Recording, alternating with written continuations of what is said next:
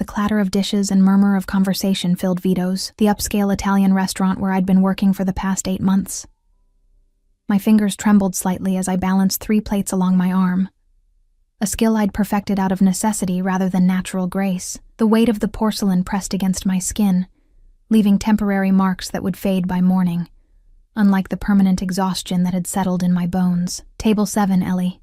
And try not to spill anything this time, Marco, the floor manager, hissed as he passed, his cologne leaving a sickly sweet trail in his wake. I nodded, swallowing the knot in my throat. At 25, I should have been somewhere else, doing something that mattered. Instead, I was here, invisible, except when I made mistakes, trying to scrape together enough tips to pay for my mother's medications and our overdue rent. The restaurant dimmed momentarily as the front door opened, admitting a gust of October air that raised goosebumps along my exposed arms. I didn't look up, couldn't risk the distraction, but I felt it.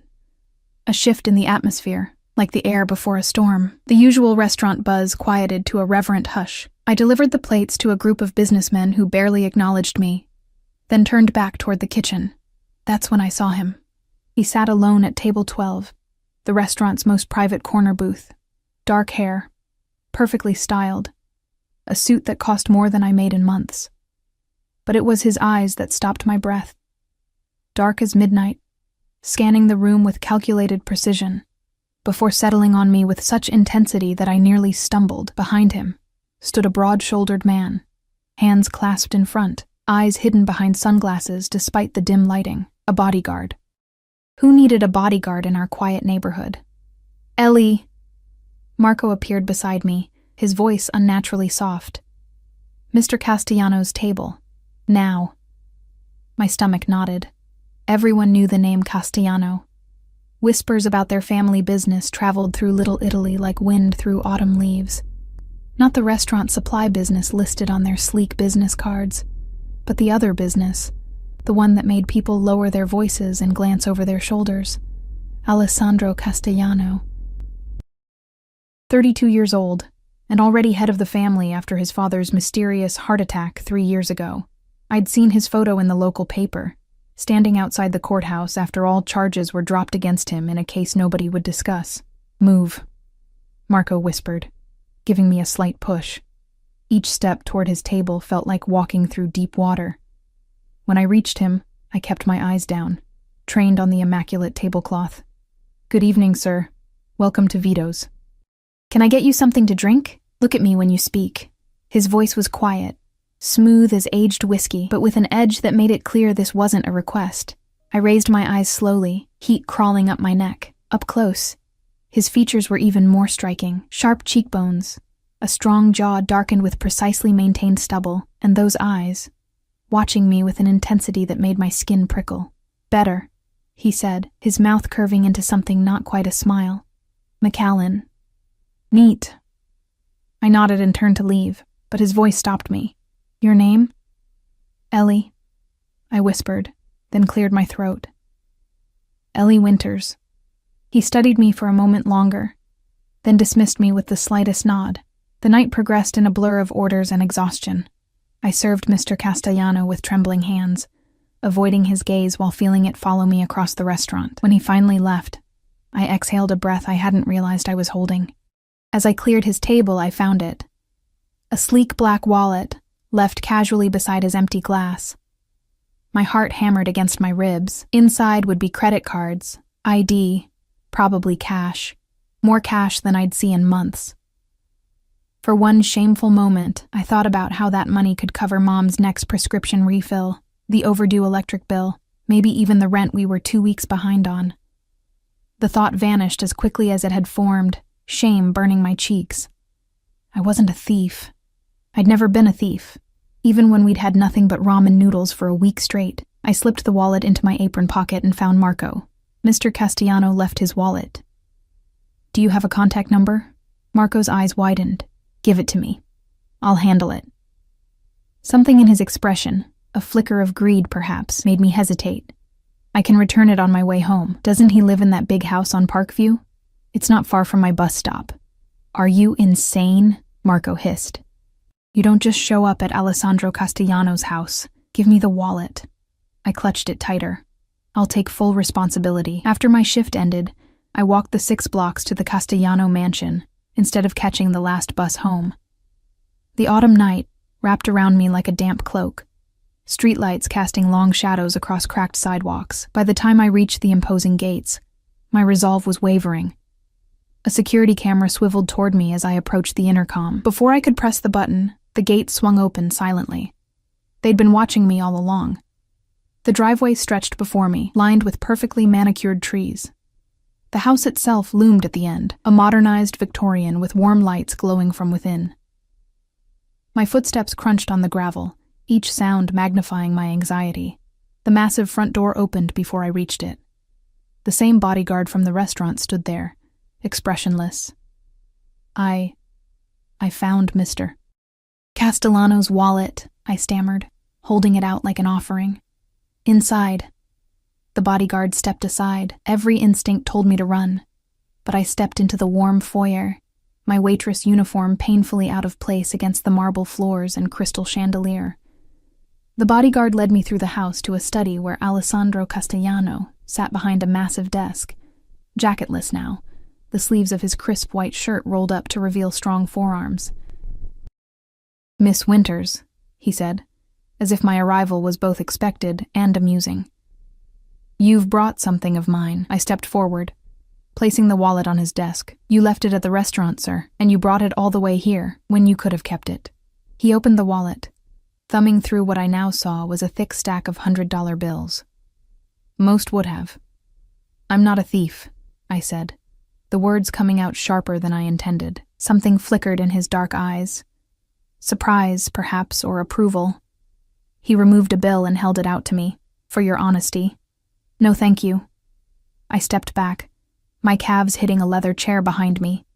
His eyebrows rose fractionally. "You refuse my money." "I didn't return it for a reward." A smile spread slowly across his face, transforming his features from merely handsome to devastating. "Then why did you return it, Ellie Winters?" "Because it was the right thing to do," I said simply. He leaned back in his chair, studying me with renewed interest. "The right thing," he repeated, as if testing the concept.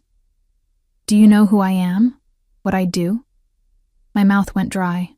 "You're Alessandro Castellano. You own the restaurant supply business." He laughed then, a rich sound that seemed to fill the room. "Is that what you think?" He stood, walking around the desk until he was standing directly in front of me. Sweet, innocent Ellie.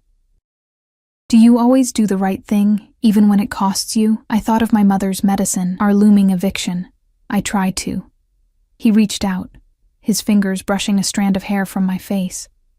I froze, heart racing like a trapped bird. "Fascinating," he murmured. "Vincent will drive you home. I can take the bus." It wasn't a suggestion. His tone remained pleasant, but steel ran beneath the surface. Before I could respond, the study door opened, and a striking woman entered. Tall, model thin, with cascading dark hair and lips painted blood red. She stopped when she saw me, her perfectly shaped eyebrows arching. "Am I interrupting, Alessandro?" Her voice was honey poured over ice. "Sophia." Something hardened in his expression. "I wasn't expecting you tonight." Her gaze slid over me, assessing and dismissing in one cool glance. "Clearly. This is Ellie. She works at Vito's and was kind enough to return my wallet." He said it casually, but I heard the warning in his tone. How charitable. Sophia's smile didn't reach her eyes. "I didn't realize you'd started collecting strays." Heat flooded my face. I took a step toward the door. I should go. Alessandro's hand caught my wrist, his grip firm but not painful. "Vincent will see you home safely, Ellie. I insist." He turned to Sophia, his expression cooling. "We'll talk tomorrow." The dismissal was clear. Sophia's perfect features tightened momentarily before she composed herself, offering a brittle smile. "Of course, darling. Call me." She brushed past me, leaving a cloud of expensive perfume in her wake. Alessandro released my wrist, but remained close enough that I could feel the heat radiating from his body. "Thank you for your honesty tonight, Ellie Winters. It's refreshing." Something in his gaze made me feel like I'd passed a test I hadn't known I was taking.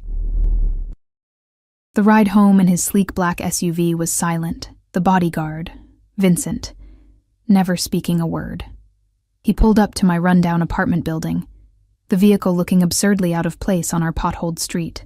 "Good night, Miss Winters," Vincent finally spoke, his voice surprisingly gentle. "Mr. Castellano appreciates what you did tonight." I nodded, climbing out of the warm car into the chilly night. As I fumbled for my keys at the building's entrance, I couldn't shake the feeling that I'd just stepped into something much bigger than returning a lost wallet, something I might not be able to simply walk away from.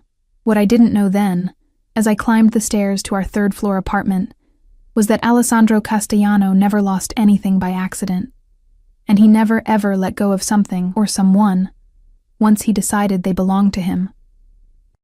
Mom was asleep when I entered our apartment, the rhythmic wheeze of her breathing audible from the small bedroom we'd converted to accommodate her hospital bed.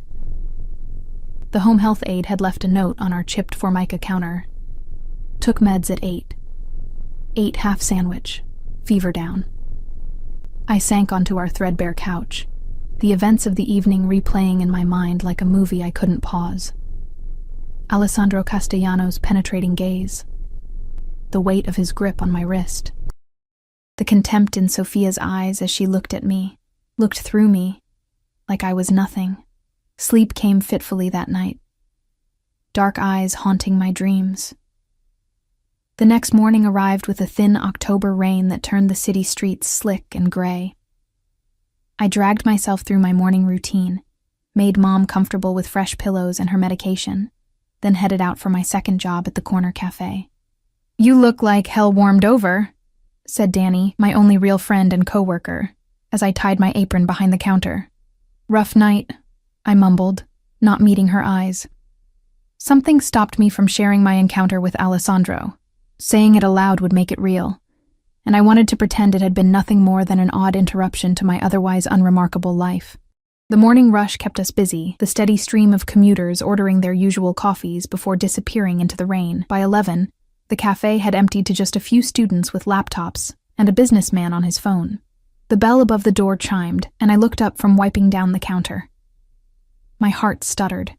Vincent stood in the doorway, scanning the cafe before his gaze landed on me. His presence seemed to shrink the small space, making the cheerful yellow walls close in. He approached the counter, his expression unreadable behind dark sunglasses. "Miss Winters." He nodded slightly. "Mr. Castellano would like to see you." Danny, suddenly beside me, raised her eyebrows. "Who's Mr. Castellano?" she whispered, too loudly. "No one," I said quickly. To Vincent, I added, "I'm working until 3. Mr. Castellano is aware of your schedule. He'll be waiting outside at 3:15. It wasn't a request. Before I could respond, Vincent placed something on the counter, a small white box tied with a simple black ribbon. Then he turned and left, the bell signaling his departure with a cheerful jingle that seemed at odds with the weight that had settled in my stomach. "Ellie, what the hell?" Danny stared at me, then at the box. Who was that? And who's Mr. Castellano? Just someone from the restaurant. I touched the box cautiously, as if it might bite. "A customer? Leaving you gifts and sending his personal bouncer to fetch you?" Danny's eyes widened. "Is he married? Because this has mistress setup written all over it." "It's not like that," I protested, though I had no idea what it was. "He probably just wants to thank me for returning his wallet." "His wallet." Danny grabbed my arm. "Start talking. Now." I gave her an abbreviated version as we worked, careful to downplay both Alessandro's obvious power and my own unsettling reaction to him. Still, by the time 3 o'clock approached, Danny was practically vibrating with excitement. "You have to open the box," she insisted during our final lull. With trembling fingers, I untied the ribbon and lifted the lid. Inside, nestled on a bed of tissue paper, lay a delicate silver bracelet, a small charm dangling from it. I lifted it carefully, examining the charm. A tiny silver wallet, its detail exquisite. "Oh my God," Danny breathed. "That's white gold, Ellie. And that's not just any charm." Tucked beneath the bracelet was a handwritten note on thick cream cardstock. A reminder of our first meeting, AC. "I can't accept this." I placed the bracelet back in its box, my skin burning where it had touched me. Are you insane? That bracelet could pay your mom's medical bills for a month. Exactly why I can't take it. I closed the box firmly. I don't want to owe him anything. At 3:15, I stood outside the cafe, the small box clutched in my hand, watching the sleek black SUV pull to the curb. The rear door opened, and there he was, Alessandro Castellano, even more imposing in daylight. He wore a charcoal suit that emphasized the breadth of his shoulders, no tie, his collar open just enough to reveal a glimpse of tanned skin. "Ellie," he said, my name rolling off his tongue like he was tasting it. "Join me." I hesitated, rain soaking through my thin jacket. "Please," he added, though it didn't sound like he was accustomed to using the word. I slid into the warm interior of the car, hyper-aware of the contrast between his immaculate appearance and my rain-dampened cafe uniform. The leather seat enveloped me, soft as butter. Vincent closed the door and took his place in the driver's seat, a privacy partition gliding up silently between us. "You didn't open your gift," Alessandro observed, nodding at the box in my hands. "I did, actually." I held it out to him. "I can't accept it." His eyes narrowed slightly. "Why not?" "It's too expensive." I swallowed. "And inappropriate." "Inappropriate?" A smile played at the corners of his mouth. "It's a thank you gift, nothing more." We both know that's not true. The words escaped before I could stop them. Instead of anger, surprise flickered across his face, followed by what looked like approval. "You're not what I expected, Ellie Winters." "What did you expect?" "Someone who would take the wallet, or if they returned it, someone who would eagerly accept whatever I offered in return." He leaned forward slightly. "Someone easily bought." The car moved smoothly through traffic, rain streaking the tinted windows, creating a private world within. I was acutely aware of how alone we were, despite Vincent's presence beyond the partition. "I'm not for sale," I said quietly. Alessandro studied me, his gaze intense. "Everyone has a price. Some just require more creative negotiations." "Why am I here, Mr. Castellano?" "Alessandro," he corrected, "and you're here because I find you interesting." "Do you know how rare that is?" Heat crept up my neck. "I'm really not. I'm just a waitress with 2 jobs and a sick mother." Something in his expression shifted. "Tell me about her." The request caught me off guard. "My mother?" He nodded, waiting. "She has multiple sclerosis," I said, the familiar pain settling in my chest. "It's progressing quickly. She can't work anymore, can barely leave her bed most days." "And her medical care? Insurance?" I laughed bitterly. "Our insurance dropped her when she couldn't work. We're drowning in medical debt." "And your father?" "Left when I was 12, when Mom first got sick." The old anger flared briefly. "Couldn't handle it, I guess." Alessandro's jaw tightened, a muscle flexing beneath his skin. "A man who abandons his family is not a man at all." The vehemence in his voice surprised me.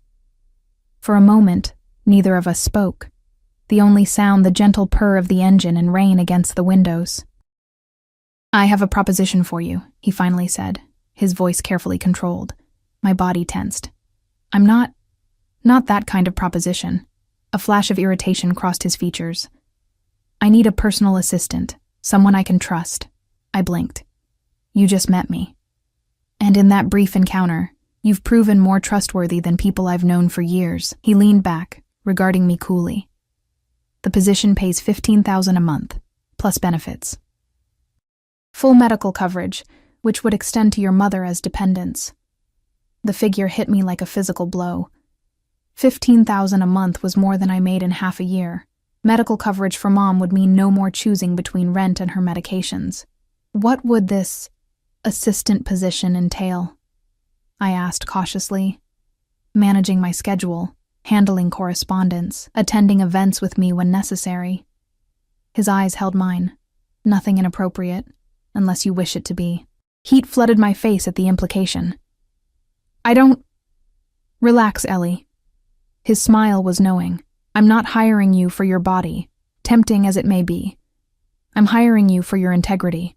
I clutched the gift box tighter, my mind racing. It was too good to be true, which meant there had to be a catch. "What's the real job, Alessandro?" Because I'm not doing anything illegal. He laughed, the sound rich and genuine, so quick to assume the worst. The job is exactly as I described, though I won't pretend my business dealings are always conventional. You mean criminal, I said bluntly. His eyes darkened. I mean necessary. This city runs on connections and power, Ellie. I simply understand the system better than most. The car slowed, and I realized we'd been circling the city with no particular destination. Alessandro pressed a button, and the partition lowered slightly. Vincent, take us to St. Mary's Hospital. My heart jumped. Why are we going there? To see your mother's doctor. His tone made it clear this wasn't negotiable. Before you make any decisions, I want you to understand exactly what I'm offering. The hospital corridors were blindingly white after the dim interior of the car. Alessandro moved with purpose, his presence parting the crowds like a blade through water. No one questioned why he was there or how he knew exactly where to go. Within minutes, we were seated in the office of Dr. Reynolds, Mom's neurologist whom I'd met only twice. Appointments were expensive, and he was perpetually overbooked. Mr. Castellano. Dr. Reynolds stood as we entered, his expression a mixture of respect and wariness. This is unexpected. I apologize for the intrusion. Alessandro's tone suggested he was anything but sorry. I'd like to discuss Elena Winter's case. Dr. Reynolds glanced at me, then back at Alessandro. I'd need her daughter's permission to discuss. I'm her daughter, I interrupted. It's okay. What followed was the most comprehensive discussion of Mom's condition I'd ever had. Dr. Reynolds explained treatment options I'd never heard of, specialists I couldn't afford, medications that might slow the progression, but were too expensive for our budget. Throughout it all, Alessandro listened intently, asking pointed questions that revealed a surprising knowledge of MS treatments. By the end, a plan had been outlined, one that included a team of specialists, home health care, and cutting-edge treatments. We can begin immediately, Dr. Reynolds said, looking not at me, but at Alessandro. Excellent. Alessandro stood, buttoning his jacket. Send all paperwork to my office. Outside the doctor's office, I stopped, feeling lightheaded. How did you— Money opens doors, Ellie, and I have plenty of it. He placed a hand at the small of my back, guiding me toward the elevator. The treatment plan starts tomorrow, whether you take the job or not. Consider it a gift. I can't let you— You can, he interrupted. And you will. Pride is admirable, but not at the expense of your mother's health. In the elevator, he stood closer than necessary, his cologne, something expensive and subtle, filling my senses. Think of it this way. If you take the job, you're earning your mother's care. If not, then yes, you're accepting charity from a man you barely know. The elevator doors opened to the parking garage where Vincent waited with the car. I need time to think, I said, as Alessandro opened the car door for me. Of course. He followed me into the back seat. You have until tomorrow morning. I'll send Vincent at 9. The rest of the ride passed in silence, my mind too overwhelmed to form coherent thoughts. When we reached my apartment building, Alessandro surprised me by exiting the car with me. I don't need an escort to my door, I said, clutching my purse like a shield. Humor me. His hand returned to the small of my back, a subtle but unmistakable claim. At my door, I turned to face him, suddenly aware of how close he stood, how the dim hallway light caught the angles of his face. Why me? I asked, the question that had been burning since his proposition. You could hire anyone. Someone with experience, education. I have dozens of experienced, educated employees. He reached out, his fingers lightly tracing my jawline. What I lack is someone who looks at me, knows who I am and what I'm capable of, and still tells me no. My breath caught as his thumb brushed my lower lip. Like you're doing right now, with your body saying yes and your words saying wait. Before I could respond, he stepped back. 9 o'clock tomorrow, Ellie. Don't make me come looking for you. As he walked away, I noticed a shadow at the end of the hallway. Another of his men, no doubt, stationed to watch my door. Alessandro Castellano was a man who protected what he considered his, and somehow, without my consent or understanding, I had become exactly that. I spent that night in a state of suspended disbelief, watching Mom sleep peacefully for the first time in weeks thanks to the new medication doctor. Reynolds had prescribed medication that had appeared at our door via courier an hour after Alessandro left. The package also contained a sleek new phone with only one contact programmed into it, his. By morning, I'd made my decision. Not because of the money, though God knows we needed it, but because I'd seen something in Alessandro's eyes when he spoke of family. A flicker of genuine feeling beneath the calculated control. That glimpse of humanity gave me hope that working for him wouldn't mean selling my soul entirely. At precisely 9 o'clock, a knock came at my door. Vincent stood in the hallway, as expressionless as ever. "He's waiting," was all he said. 30 minutes later, I entered the Castellano estate for the second time, now led to a different room. An airy office with floor-to-ceiling windows overlooking immaculately landscaped gardens.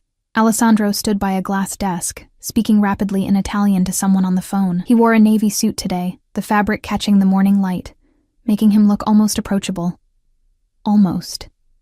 He ended the call when I entered, his eyes taking in my appearance, the simple black dress I'd worn to interviews before, my hair pulled back in a neat ponytail, minimal makeup. I'd tried to look professional, though I knew my bargain clothes couldn't compare to even the casual wear of someone like Sophia. "Ellie," he said, the hint of a smile playing at his lips. "You've made your decision." It wasn't a question, but I answered anyway. "Yes, I'll take the job." "Excellent." He gestured to a chair across from his desk. "Sit, we have details to discuss." For the next hour, Alessandro outlined what working for him would entail.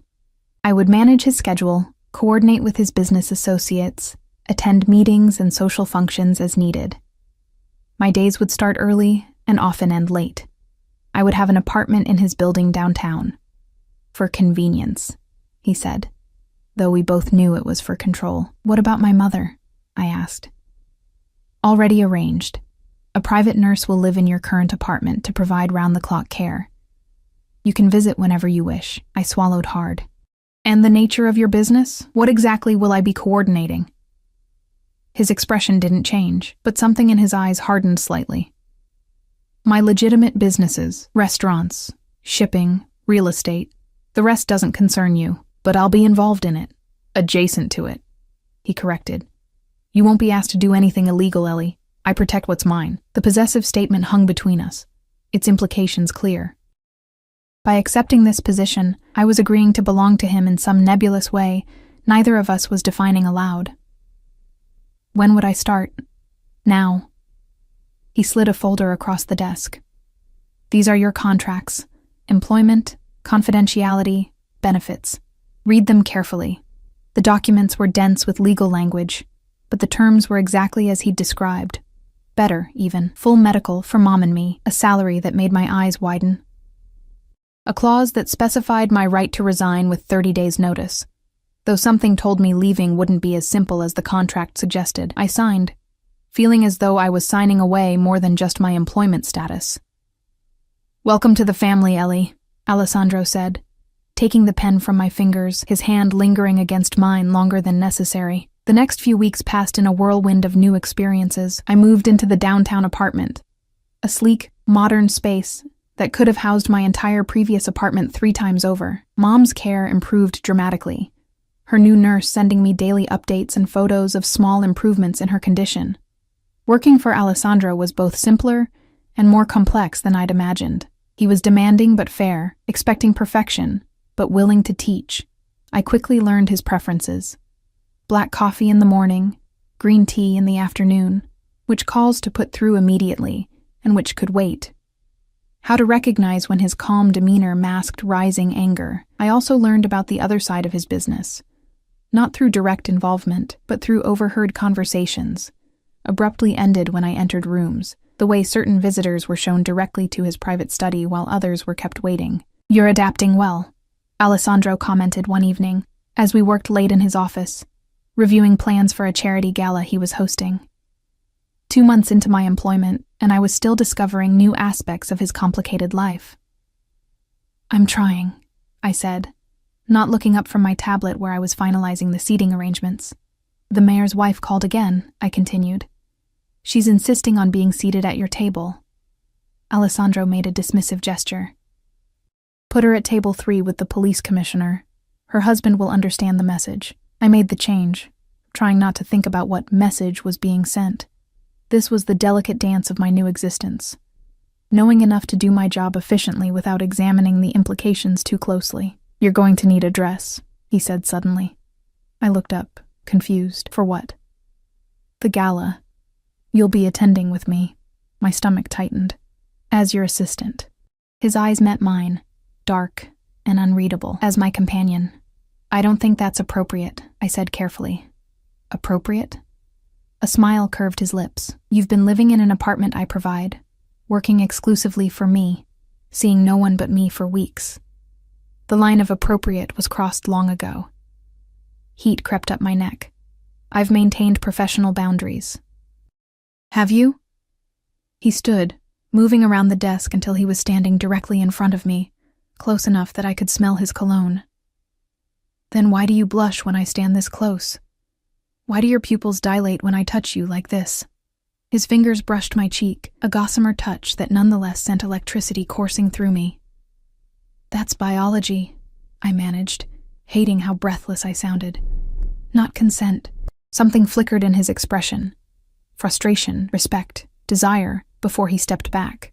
"Tomorrow, you'll find several dresses delivered to your apartment. Choose whichever you prefer for the gala. The event begins at 8. We'll leave at 7:30. Just like that. The moment was over, and he was my employer again. This pattern had repeated throughout our weeks together. Moments of dangerous attraction followed by careful retreats behind professional walls. The following evening, I stood in my apartment surrounded by garment bags from designers, whose names I recognized from magazines. Each dress inside was more exquisite than the last, and each, I noticed with both embarrassment and a secret thrill, was perfectly tailored to my measurements. I chose the least revealing option. A floor-length gown in deep emerald that hugged my curves, but maintained some semblance of modesty with its high neckline. The color made my pale skin glow, and brought out the green in my hazel eyes. At exactly 7:30, Alessandro arrived at my door. He wore a black tuxedo that fit him like armor, emphasizing the breadth of his shoulders and the lean strength of his body. For a moment, he simply stared at me, his expression unreadable. "You look beautiful," he said finally, his voice rougher than usual. "Thank you." I smoothed a hand over the silk of my dress, suddenly self-conscious. "Is it appropriate for the event?" "It's perfect." He offered his arm. "Shall we?" The gala was held at the city's most exclusive hotel, its ballroom transformed into a winter wonderland for the Children's Hospital fundraiser. As we entered, I was acutely aware of the eyes that followed us. Curious, envious, speculative. "Alessandro!" A silver-haired man approached, clapping Alessandro on the shoulder with the familiarity of long acquaintance. "And who is this vision?" "Judge Harrington." Alessandro nodded. "This is Eleanor Winters, my—" "Date for the evening," I finished, unwilling to be labeled as his assistant, or something more possessive. Alessandro's grip on my waist tightened fractionally, a subtle warning I chose to ignore. "Enchanting," the judge said, kissing my hand with old-world courtesy. "Alessandro, you've been holding out on us." "Where have you been hiding this lovely creature?" "She's not hidden," Alessandro replied, his voice pleasant but with an underlying edge. "Just precious enough to protect." The possessiveness in his tone should have offended me. Instead, it sent a forbidden thrill down my spine. As the evening progressed, I met more of Alessandro's associates, politicians, business owners, and others whose connections to him seemed more ambiguous. I played my role carefully, charming when needed, silent when appropriate, always aware of Alessandro's watchful presence. "You're a natural at this," he murmured as we moved between groups. "Everyone is captivated. I'm just smiling and nodding," I replied. "You're disarming them, making them comfortable enough to reveal things they normally wouldn't." His approval was evident. "It's a rare skill." Before I could respond, a commotion near the entrance drew our attention. Sophia had arrived, stunning in a red dress that clung to her willowy frame like a second skin. Her gaze swept the room until it locked on us, her perfect smile faltering for just a moment before reasserting itself.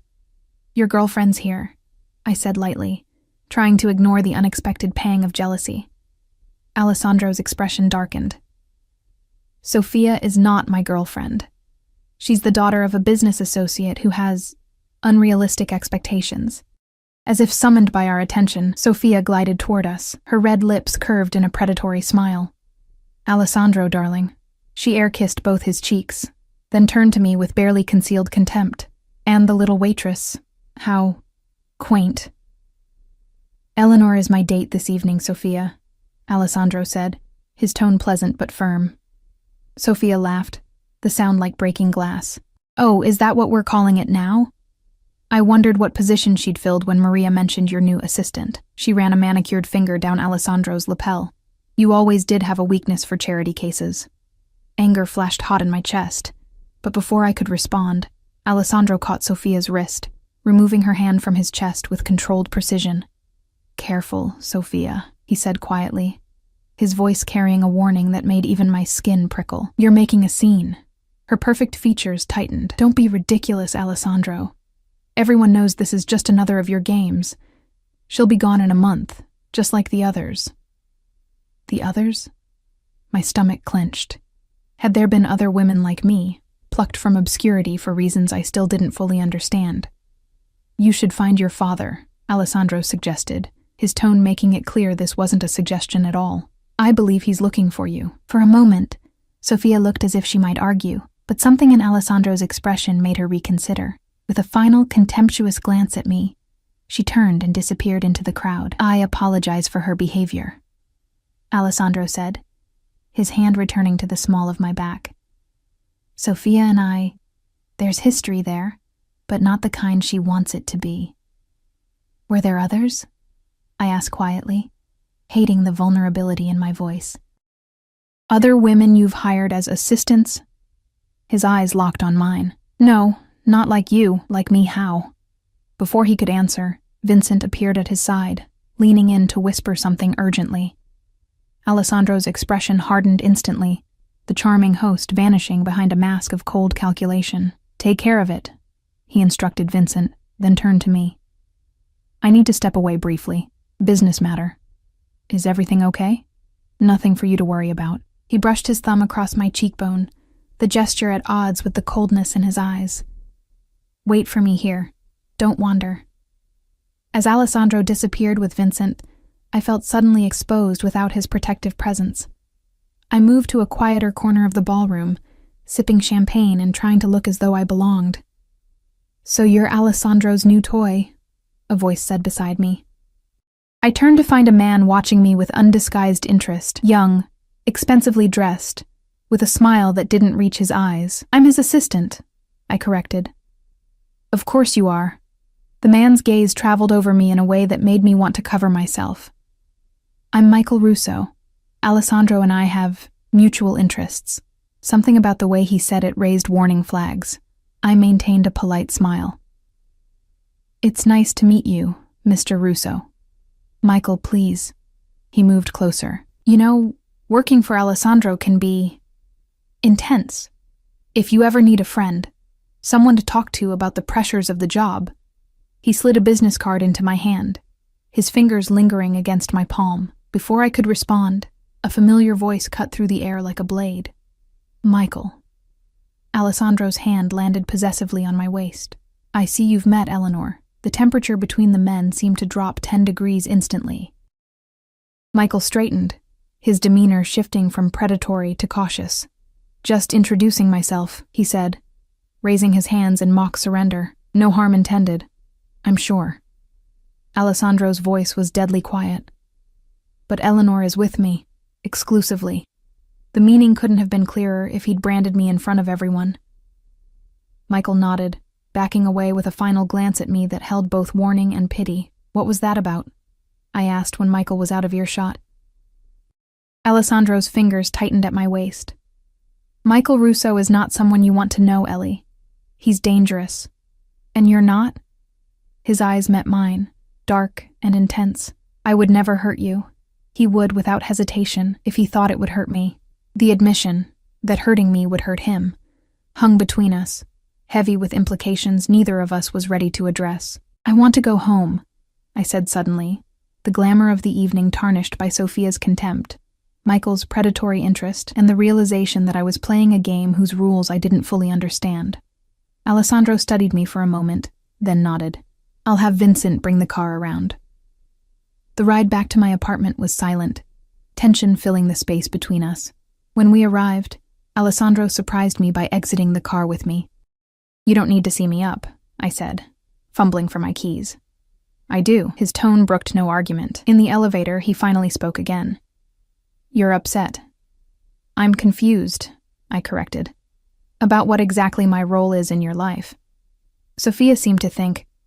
"Sophia knows nothing about us," he interrupted. "Is there an us?" I challenged as the elevator doors opened to my floor. Alessandro followed me to my apartment door, waiting as I unlocked it. Once inside, he closed the door behind us, the sound oddly final. "There has been an us from the moment you walked into my study with my wallet," he said, his voice low and intense. "From the moment you looked me in the eye and refused my money, refused to be bought." He moved closer, backing me against the wall, his arms caging me in. "Do you have any idea how rare that is in my world? People either fear me or want something from me.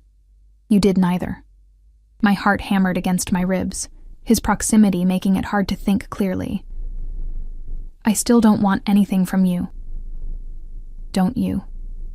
His fingers traced the line of my jaw, tilting my face up to his. "I think you want exactly what I want, Ellie. You're just afraid to admit it." "And what do you want?" My voice was barely a whisper. "You." The word hung between us, laden with meaning. "Not just your body, though God knows I want that too. I want your honesty, your defiance, your stubborn integrity that makes you return wallets and refuse gifts." His thumb brushed across my lower lip. "I want the woman who looks at a monster like me and still sees something worth saving." "You're not a monster," I whispered, though we both knew there was darkness in him I'd only glimpsed. "No?" His smile was bitter. "You don't know the things I've done, Ellie. The things I'm capable of. Then tell me." I placed my hand against his chest, feeling his heartbeat strong and steady beneath expensive fabric. "Show me who you really are." For a moment, the mask slipped, and I saw raw vulnerability in his eyes, a flicker of the boy he must have been before life shaped him into the dangerous man before me. Then his lips were on mine, the kiss burning away all thoughts of caution. His hands tangled in my hair, cradling my head as if I were something precious, even as his body pressed mine against the wall with unmistakable hunger. I should have pushed him away, should have maintained the boundaries I'd insisted on for weeks. Instead, my arms wound around his neck, drawing him closer as the kiss deepened, tasting of champagne and forbidden desires. When we finally broke apart, both breathing heavily, the look in his eyes was one of triumphant possession. "Tell me to leave," he said roughly, his forehead pressed against mine. "Tell me now, or I won't be able to stop." In that moment, balanced on the knife's edge between safety and surrender, I made my choice. "Stay," I whispered against his lips, sealing my fate with a single word. Morning light filtered through unfamiliar curtains, painting golden stripes across tangled sheets. For a moment, disorientation gripped me. This wasn't my bedroom, wasn't my bed. Then memories flooded back in a rush of sensations. Alessandro's hands mapping every inch of my skin, his voice rough with desire as he whispered my name, the surprising gentleness with which he'd held me afterward. I turned, finding the space beside me empty but still warm. The sound of quiet conversation drifted from the living room, Alessandro's voice, low and commanding even when speaking softly. Business never stopped, it seemed, even at dawn after a night like ours. I slipped from the bed, wrapping myself in the silk robe that had mysteriously appeared in my closet weeks ago, one of many items Alessandro had provided without comment. As if preparing for this inevitable moment, the thought should have disturbed me more than it did. In the living room, Alessandro stood by the window, phone pressed to his ear, his powerful frame silhouetted against the city skyline. He wore only his trousers from last night, torso bare, revealing the intricate tattoo that spread across his left shoulder blade, a stylized lion I now knew, symbol of his family's crest. Scars I hadn't noticed in the darkness also mapped his skin, telling stories of violence I wasn't sure I wanted to hear. He turned as I entered, his eyes darkening with appreciation. Without breaking his conversation, he extended his free arm, drawing me against his side as he continued speaking in rapid Italian. I allowed myself to be held, still too raw from the night's intimacy to remember why this closeness should frighten me. When he finally ended the call, he set the phone aside and turned fully toward me, his hands settling at my waist. "Good morning." His voice was rough, intimate. "Morning," I replied, suddenly shy despite everything we'd shared hours before. "Regrets?" he asked, his expression revealing nothing. I considered lying, then remembered his uncanny ability to read me. "I don't know yet." A smile curved his lips, not the cold, calculated one he showed the world, but something warmer, almost boyish. Honest as always. His thumb traced my lower lip, still slightly swollen from his kisses. "I have meetings this morning. I'd cancel them if I could." "I'm your assistant," I reminded him, stepping back slightly. "I know your schedule." His eyes narrowed at the deliberate distance I placed between us. "Is that all you are now, Ellie? My assistant?" The question hung between us, demanding definition for something I wasn't ready to name. "I don't know what I am," I admitted. "This changes things." "Nothing has changed," he said with absolute certainty. "This was inevitable from the moment we met. We both know that." Before I could argue, his phone rang again. He checked the screen, his expression hardening. "I have to take this. We'll continue this discussion later." It wasn't a request. After he left, I stood in the shower for a long time, hot water cascading over my skin, washing away the physical evidence of the night while doing nothing to clear the confusion in my mind. I had crossed a line, one I had promised myself I wouldn't cross, and now I was in territory without maps. At the office, Alessandro's private study in the downtown high-rise where most of his legitimate businesses operated, I maintained a professional demeanor, even as I caught his heated glances when others weren't looking. If his staff noticed the shift in our dynamic, they were too well trained to comment. Days passed in this new reality. Nights spent in Alessandro's arms, days maintaining the facade of employer and employee. I learned the contours of his body as intimately as I'd learned his business preferences, discovered the rare vulnerability that appeared only in the darkness of his bedroom, when the masks we both wore could be set aside. But I also began to see more of the darker side of his world, meetings I wasn't invited to, whispered conversations that ceased when I entered rooms, the way certain names made his expression turn cold and remote. "You need to be careful around Russo," Alessandro said one evening as we reviewed documents in his study. The comment seemed to come from nowhere, jarring in the quiet routine we'd established. I looked up, frowning. "Michael Russo? I haven't seen him since the gala. He's been asking about you." Alessandro's voice was casual, but tension radiated from his posture. "Trying to find connections to you, people who knew you before." A chill ran down my spine. Why would he do that? To find leverage. Alessandro set down his pen, fixing me with a steady gaze. "He thinks you're important to me. Am I?" The question slipped out before I could stop it. Alessandro's expression softened marginally. "You know you are." "No, I don't," I said, setting aside my tablet. "I know I work for you. I know I sleep with you. I don't know what that means to you, or what I am to you beyond those functions." "Functions?" A dangerous edge entered his voice. "Is that how you see what's between us? Functional?" "How should I see it? You've never defined it." Frustration colored my words, and I'm starting to think that's deliberate. Alessandro stood abruptly, stalking around the desk until he loomed over me. "You want definitions? Fine. You are mine, Ellie. Mine to protect, mine to care for, mine to—" He trailed off, something like surprise crossing his features, as if he'd nearly revealed more than intended. "To what?" I pressed, standing to meet his gaze more directly. "To love," he finished, the word hanging in the air between us like a live grenade. I stepped back, shock coursing through me. "You don't love me. You barely know me." "I know everything about you," he countered. "Your favorite color is green, not because it's trendy, but because it reminds you of the park where your father used to take you before he left. You bite your lip when you're concentrating. You saved the crusts of your sandwiches for last, because your mother taught you the crust contained all the nutrients. You still sent her teacher a card every Christmas, even though you were only in her class for 1 year, because she was kind to you when other children weren't. My breath caught. How? Because I've been watching you since long before you found my wallet, Ellie. The admission was quiet, almost reluctant. The wallet wasn't lost. It was a test. One you passed when hundreds before you failed. The ground seemed to shift beneath my feet. You were testing me. Why? Alessandro's jaw tightened. Because I needed someone I could trust absolutely.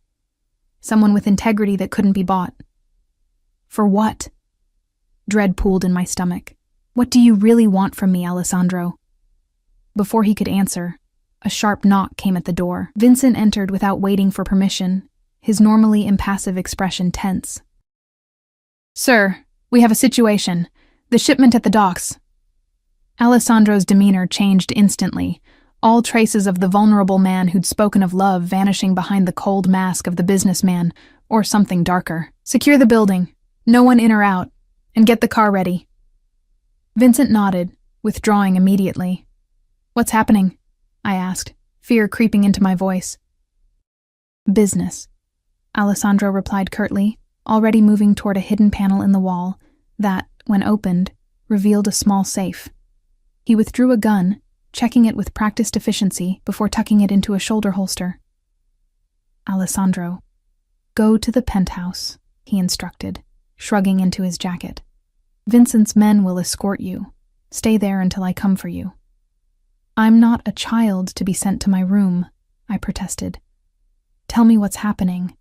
His eyes met mine, cold and distant in a way I hadn't seen since those first days. This is the part of my life you don't get to question, Ellie. The part you pretend doesn't exist so you can sleep at night. The words stung with their brutal honesty. I never pretended, didn't you? He approached, cupping my face with deceptive gentleness. You've seen the signs, heard the whispers. You're too intelligent not to have pieced it together. But you've chosen not to ask, not to know for certain, because knowing would make you complicit. He was right, I realized with a sinking feeling. I had deliberately avoided confirming what I already suspected about the true nature of his business, about who he really was. Go to the penthouse, he repeated, softer now. Please, I need to know you're safe while I handle this. Something in his tone, genuine concern beneath the command, made me nod. Will you be in danger? A ghost of a smile touched his lips. I'm not the one they should be worried about. 2 of Alessandro's men escorted me to the private elevator that led to the penthouse apartment occupying the building's top floor, a space I'd visited only a handful of times, as Alessandro preferred to come to my apartment, claiming it felt more like a home than his austere domain. Hours passed in tense silence as I paced the vast space, watching the city lights bloom as dusk settled. My phone remained silent, despite multiple attempts to reach Alessandro. Even Vincent, usually responsive to my texts, had gone dark. It was past midnight when I heard the elevator doors slide open. I rushed to the foyer, relief flooding me until I saw the figure that emerged. Not Alessandro, but Michael Russo, flanked by 2 unfamiliar men whose bulky jackets undoubtedly concealed weapons. Hello, Eleanor, Michael said pleasantly, as if this were a social call. I hope I'm not interrupting your evening. Ice flooded my veins. How did you get up here? I have friends in many places, he replied, advancing into the room, including some who owe me more than they owe Alessandro. I backed away, reaching for my phone. I'm calling security. They won't answer, Michael said confidently. Everyone who matters in this building is currently dealing with a rather explosive situation at the docks, one that should keep Alessandro occupied for quite some time. Understanding dawned with sickening clarity. You created a diversion, Michael's smile widened. Smart girl. Alessandro always did have good taste in his acquisitions. What do you want? I asked, though I suspected I already knew. Insurance.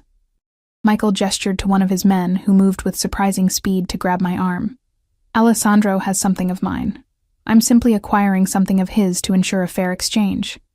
I struggled against the iron grip on my arm. I'm nothing to him. Just an employee. Michael laughed, the sound chilling in its genuine amusement. We both know that's not true. Alessandro Castellano doesn't bring just employees to charity galas. Doesn't install them in private apartments. Doesn't kill men who look at them too long. The casual mention of murder stopped my struggling. What are you talking about? You really don't know? Michael seemed delighted by my ignorance. The bartender at Vito's, the one who made those comments about you the night before Alessandro first came in, found him in the river the next day. Or the delivery driver who accidentally brushed against you last month. Disappeared without a trace. Horror washed over me. You're lying, am I? Michael approached, lifting a lock of my hair with almost gentle curiosity. Alessandro has been watching you for nearly a year, Eleanor, learning your routines, your weaknesses, eliminating threats before they reached you. The wallet was just the final test before he made his move. The room seemed to tilt beneath my feet as pieces fell into place. Alessandro's intimate knowledge of my life, his perfectly timed appearance at Vito's, the way he'd always seemed to anticipate my needs and thoughts. Why? I whispered. Why me? Michael's expression turned calculating. That's the interesting question, isn't it? What makes you so special that the great Alessandro Castellano would spend months planning your acquisition? He shrugged. Perhaps he'll tell you himself, if he meets my demands. The man holding me produced a zip tie, securing my wrist behind my back with brutal efficiency. Don't worry, Michael said, noting my rising panic. We're not going to hurt you. You're much too valuable intact. Besides, he added with a cold smile, Alessandro would burn this city to the ground if you came back damaged.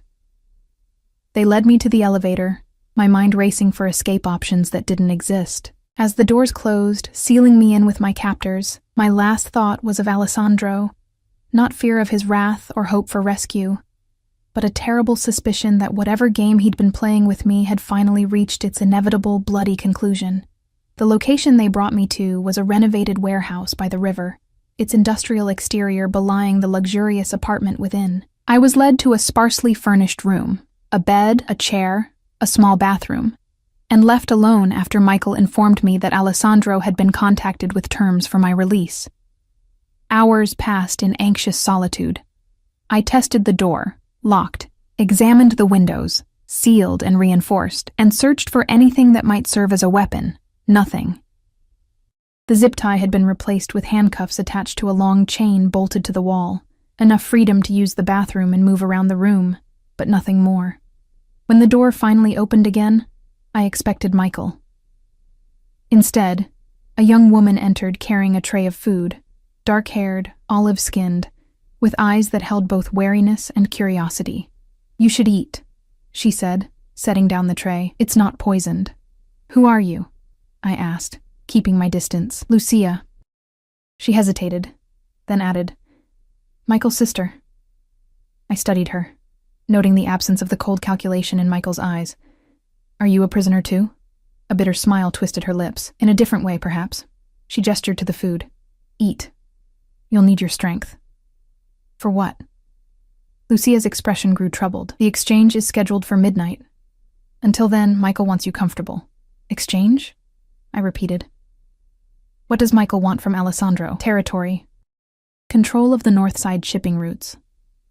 Lucia spoke matter-of-factly, as if discussing business rather than criminal enterprises. And revenge for our father. Your father? Alessandro killed him 3 years ago. The flatness in her tone couldn't quite mask the underlying pain, or ordered it done, which is the same thing in our world. I sank onto the edge of the bed, the reality of Alessandro's life. The life I'd willfully ignored, crashing down around me. I'm sorry about your father. Lucia's eyes narrowed. Are you? Your lover is a killer, Eleanor, a man who takes what he wants and destroys anyone who stands in his way. Then why am I still alive? I challenged. If I'm just another thing he wanted, why the elaborate game? Why not simply take me? Something shifted in Lucia's expression. Surprise, then a dawning understanding. You really don't know. It wasn't a question this time. Know what? She approached, studying me with new interest. Has Alessandro told you anything about his mother? Only that she died when he was young. Lucia nodded slowly. She was murdered. By my father. A warning to Alessandro's father about overstepping boundaries. She paused, letting the information sink in. Alessandro was 15. He found her body. My stomach twisted. What does this have to do with me? Look at yourself, Lucia said, gesturing to a mirror on the wall. Really look. I rose cautiously, moving to stand before the mirror. My reflection stared back. Pale skin, hazel eyes, dark blonde hair pulled back in a messy ponytail. The same face I'd seen countless times before. I don't understand, I said, turning back to Lucia. She pulled a phone from her pocket, scrolling briefly before holding it out to me. This is Maria Castellano, Alessandro's mother. The photograph showed a young woman, perhaps 30, with familiar hazel eyes and dark blonde hair. The resemblance to my own reflection was undeniable. Not identical, but striking enough to explain the shock I'd seen in Alessandro's eyes the first time he saw me. The way he'd studied me with something like recognition. This is why, Lucia said quietly. Why he watched you. Why he orchestrated your meeting. Why he's kept you close. She reclaimed her phone, tucking it away. You look like the mother he couldn't save. The revelation hit me like a physical blow. All this time, all the attention and protection, the possessiveness that verged on obsession. It wasn't about me at all. I was just a ghost, a replacement for a woman who died 20 years ago. Does Michael know? Lucia nodded. It's why he took you. Alessandro's mother was his weakness then. You are his weakness now. I'm not her, I said, anger rising through the shock. I'm not a replacement for his dead mother. Perhaps not intentionally, Lucia conceded. But we rarely understand our own motivations completely, do we? Especially when they're born from trauma. She moved toward the door. The food will get cold. Try to rest. Whatever happens tonight, it won't be peaceful. After she left, I stared at the food without appetite, my mind racing. If what Lucia said was true, and the resemblance in that photograph was too strong to deny, then everything between Alessandro and me had been built on a foundation of ghosts and revenge. His interest, his protection, even perhaps what he called love. All of it directed not at me, but at the shadow of his mother I unwittingly carried. The thought made me physically ill. Had every touch, every whispered endearment, been meant for someone else? Had I been nothing but a surrogate for a dead woman all along? And yet, I couldn't reconcile that cold calculation with the man who'd held me through nightmares about my mother's illness, who remembered my favorite childhood stories, who looked at me sometimes with a vulnerability that seemed too raw to be feigned. As night fell, bringing the promised exchange ever closer, I was left with the most terrifying question of all. If Alessandro came for me tonight, which man would I be facing? The one who claimed to love me, or the one who had orchestrated my entire existence in his life, for reasons I still couldn't fully comprehend? Time crawled by in that windowless room, minutes stretching into hours marked only by the steady ticking of a wall clock. My mind raced through every interaction with Alessandro, re-examining them through the lens of Lucia's revelation, the wallet test, his intimate knowledge of my life. The way his eyes sometimes lingered on me with an emotion I couldn't name, not desire, not affection, but something deeper and more painful. The door opened abruptly, startling me from my thoughts. Michael entered, his earlier casual demeanor replaced with tightly controlled tension. It's time, he said, gesturing to one of his men to unlock the chain from the wall. Alessandro has agreed to the exchange. What exactly are you exchanging me for? I asked as I was pulled to my feet. Michael's smile was thin, insurance that Alessandro will honor our new arrangement regarding territory, and a digital ledger containing some rather incriminating information about my family's operations. He checked his watch.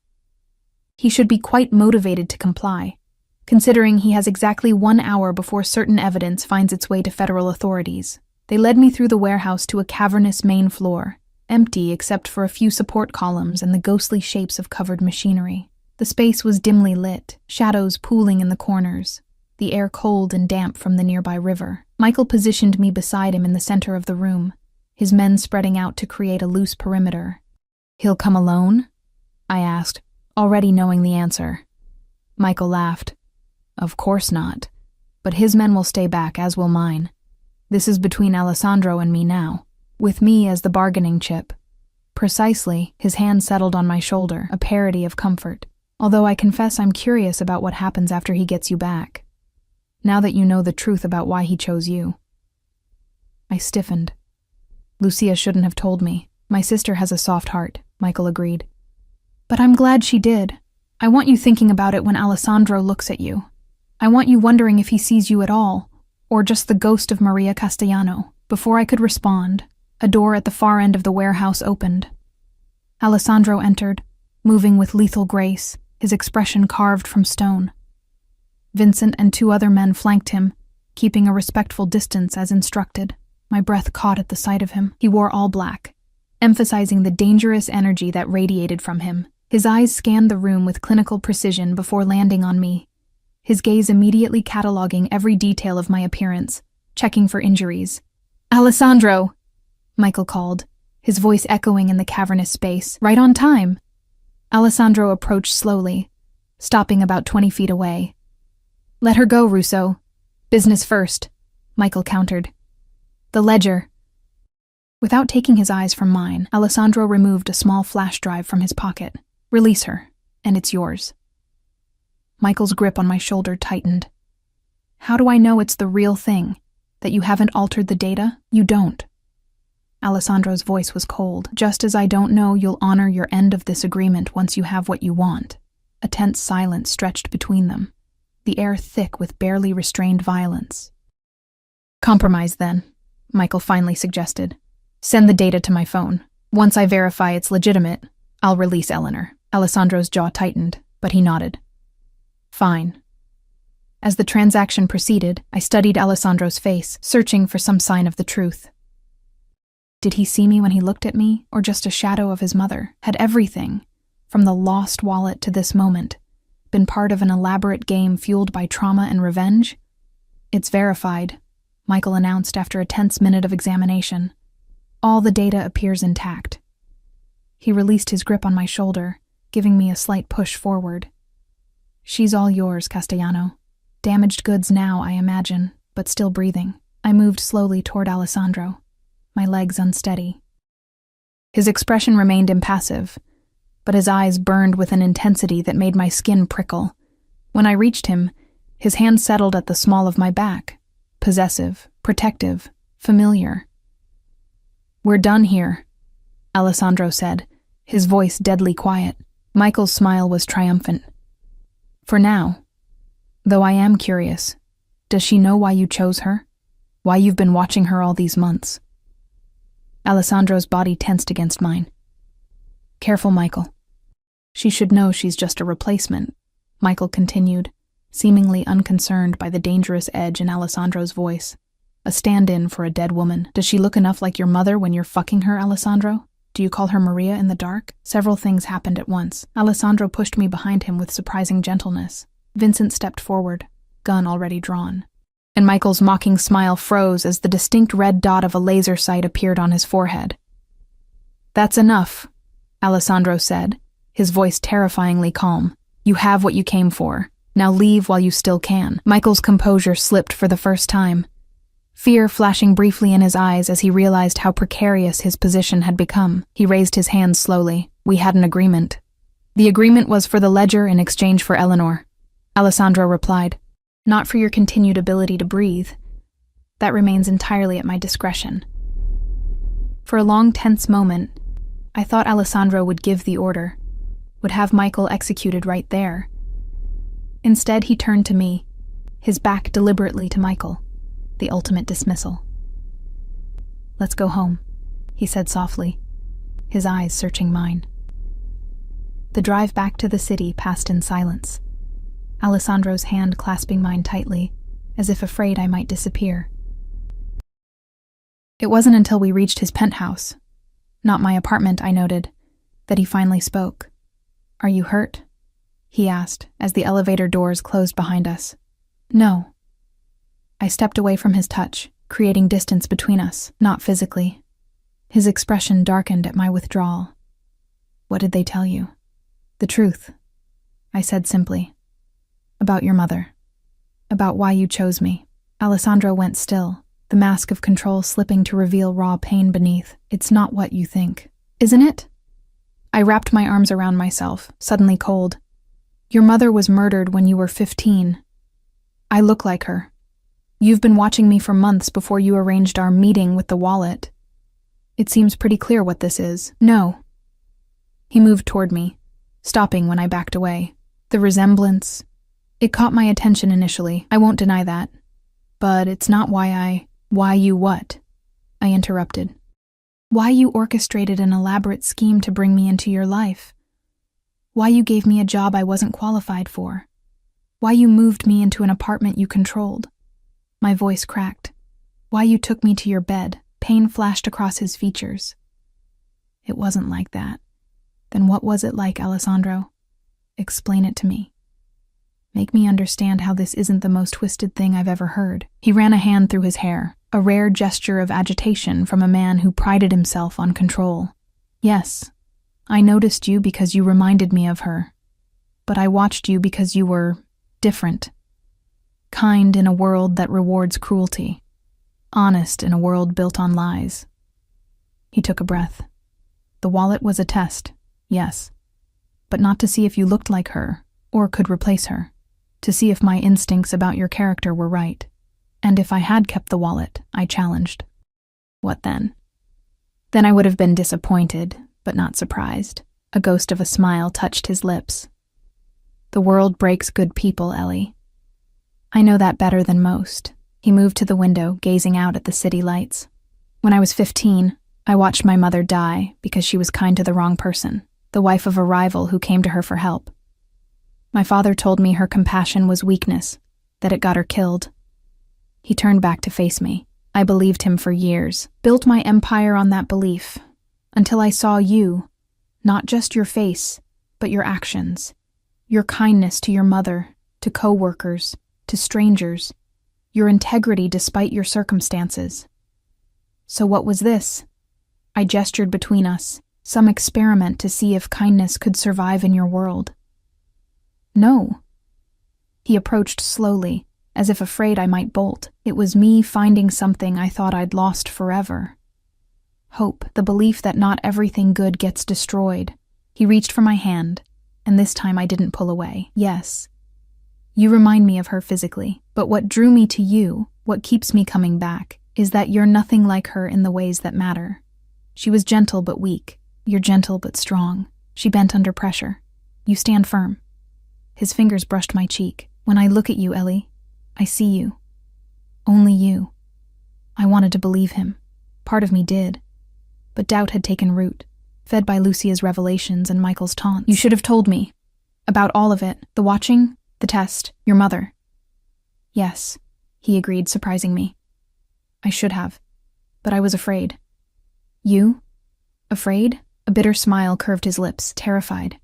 That you'd see the monster everyone else sees, that you'd run. That I'd lose the one person who looks at me and sees something worth saving. The raw vulnerability in his admission struck me more deeply than any declaration of love could have. This was Alessandro stripped of all pretense. Not the powerful Mafia boss, not the calculated businessman, but the wounded boy who had lost his mother and built walls to protect what remained of his heart. I can't go back to how things were, I said finally. Not now. I need time to think, to decide if I can trust you again. Pain flashed in his eyes, but he nodded. I understand. He stepped back, giving me space. You can stay in your apartment. I'll keep my distance until you're ready to talk. And if I decide I can't do this, can't be with you?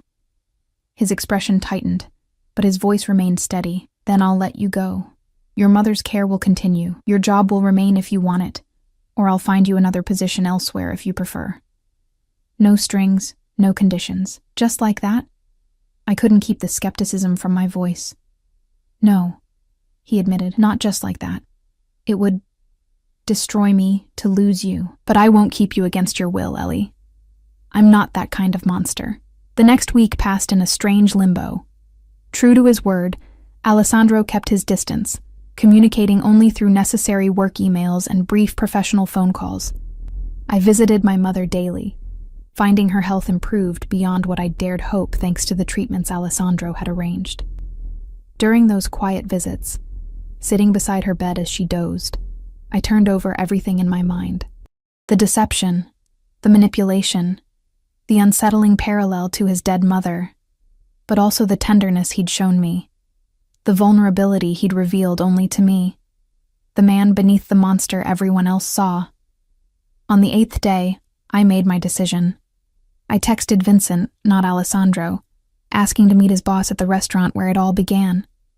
Vito's was closed for a private event when I arrived, the dining room empty except for a single table in the corner, the same table where I'd first served Alessandro.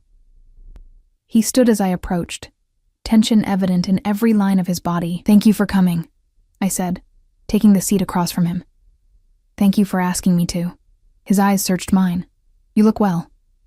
"I feel clearer." I folded my hands on the table. "I've been thinking about everything. About us. About what happens next." He nodded, waiting for me to continue, offering neither defense nor plea. "I'm angry that you manipulated our meeting," I began, "that you watched me without my knowledge, that you kept the truth about your mother from me. I deserved better than that." "Yes," he agreed quietly. "You did. But I also understand why you did it. How fear and trauma shape the ways we protect ourselves." I took a deep breath. "And I believe you when you say you see me for who I am now, not as a replacement for her." Hope flickered in his eyes, quickly tempered with caution. "What are you saying, Ellie?" "I'm saying I want to try again, from the beginning. No more secrets, no more half-truths." I met his gaze steadily. "I need to know who you really are, Alessandro. All of you, the good and the bad, the man and the monster." He reached across the table, his hand stopping just short of mine. "Ask me anything. I'll tell you the truth. Have you killed people?" No hesitation. "Yes." "How many?" 11 directly. More through my orders." I swallowed hard. "The bartender at Vito's? The delivery driver?" His expression remained impassive. "The bartender was attacking a woman behind the restaurant when my men intervened. He didn't survive the encounter. The delivery driver is alive and well in Arizona with a new identity and enough money to never work again. He was an undercover FBI agent." "And Michael Russo's father? Did you kill him?" "Yes." His gaze didn't waver. "He murdered my mother because she helped his wife escape an abusive marriage. He tied her to a chair and made her watch as he killed his own wife, then left my mother to bleed out slowly. I was at school. By the time I found her, she had been dead for hours. The clinical way he recounted such horror chilled me. And you took revenge. 3 years later, when I was strong enough." "Yes." "Would you do it again?" I asked. The most important question of all. He considered this, and I appreciated that he didn't rush to tell me what I wanted to hear. "I would kill to protect those I love," he finally said. "I would kill to avenge them, but I've learned there are better ways to handle most situations. Death is final. Fear and loyalty last longer." It wasn't the answer most women would want to hear, but it was honest. In his world, perhaps that was the best I could hope for. "One last question," I said quietly. "Do you love me? Not because I remind you of her, not because I passed your test, but for who I am." For the first time, emotion broke through his careful control. "I love you because you make me want to be better than I am," he said, his voice rough. "Because you see the darkness in me and still believe there's light worth saving. Because when I'm with you, I remember the man I wanted to be before the world taught me to be a monster." He finally reached for my hand, his fingers warm against mine. "I love you, Ellie Winters, for exactly who you are. And I will spend the rest of my life proving that to you if you'll let me." In that moment, I made my choice. Not with naivety about who he was or what he'd done, but with clear-eyed acceptance of the complicated, damaged man before me. The man who had orchestrated our meeting for reasons born of trauma, but had stayed for reasons born of love. "I love you too," I said, turning my hand to interlace our fingers. "The man and the monster. All of you. Relief washed over his features, followed by a fierce joy I'd never seen before. In one fluid movement, he rose and pulled me to my feet, drawing me against him. "I will never lie to you again," he promised, his forehead pressed to mine. "No more secrets. No more tests. No more watching from the shadows," I added. A smile curved his lips. No more shadows at all. When he kissed me, it felt like a beginning rather than a continuation. The first honest moment of a relationship built on truth instead of manipulation, on choice instead of orchestration. 6 months later, I stood in the quiet cemetery where Maria Castellano was buried, Alessandro's hand steady in mine as he introduced me to his mother for the first time. There was sadness in his eyes, but the haunted quality I'd first noticed had faded. "She would have loved you," he said, as we walked back to the car, fallen autumn leaves crunching beneath our feet. "Not because you look like her, but because you helped her son find his way back from the darkness." I squeezed his hand, the engagement ring he'd given me the week before, catching the afternoon sunlight. "We're still finding our way, together." That night, as we lay tangled in the sheets of what was now our bed, Alessandro traced the contours of my face with gentle fingers. "Thank you," he whispered. "For what?" "For returning more than just my wallet." He pressed his lips to my forehead. "For returning the parts of myself I thought were lost forever." I nestled closer, my head resting over his heart. Outside our window, the city sprawled in all its complicated glory, a place of darkness and light, danger and possibility, just like the man who held me, just like the life we were building together. A life that had begun with a test I hadn't known I was taking, but would continue with choices made in full awareness of their consequences. Choices made not in innocence, but in the hard-won wisdom that comes from seeing the truth and choosing love anyway. As sleep claimed me, I felt Alessandro's arms tighten around me, not possessive now, but protective, not controlling, but cherishing. The embrace of a man who had learned that the greatest strength lies not in power, but in vulnerability, not in fear, but in love. And in that moment, wrapped in the arms of a man the world called monster, but I called mine, I knew I was exactly where I was meant to be.